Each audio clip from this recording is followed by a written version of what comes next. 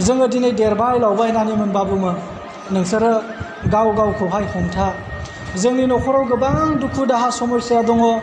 जोंनि बिमा बिफाफ्राबो गोरिब समाव नोंसोरनो नांगौ जानाय मुवाफोरखौ जोंनि बिमा बिफाफ्रा थोजासे होनो हाया।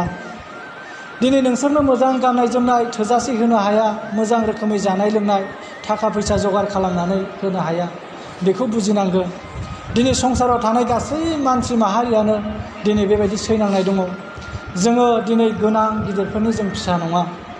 दिनै आङो मोनदांदों आंनि जिबनाव आंबो बेसेबांबा दुखु खस्थ'निफ्राय फैनाय। आङो मोनदांदों जायनि जिबनाव दुखु खस्थ' सैनांनाय निदान गैया, बे मानसिया जिउआव जेबो सोलोंलांनो हाया। दिनै आं बे समाव स्टेजाव सफैदों। दिनै आंनि दुखु दाहा सिन्था सैनांनायनि दारै बे दुखु सिन्था सैनांनाया आंखाला नोंनि जिबनावहाय एक्सपिरियेन्स हिसाबै नोङो ला, नोंनि एक्सपिरियेन्ससो। बे दुखु दाहा सिन्थानिफ्रायनो नोङो माबा नङा माबा मोनसे गियानखौ नोङो सोलोंनो हागोन।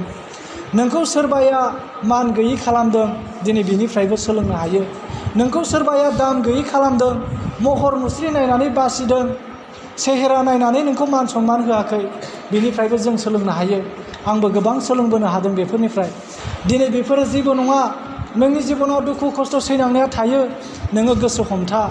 गोसो हमथानायजों सैसोनायजों नोङो आर'ज आरो फास्टिंआव नोङो सिरि मोननानै था। जेब्लायबो मोजां खामानियावहाय नांथाबनानै था। अब्ला निस्सय इसोरा नोंनि दुखु दाहाखौ बुजिगोन। इसोरनियाव नांथाबबाय थानायनि थाखाय नोंखौ इसोरा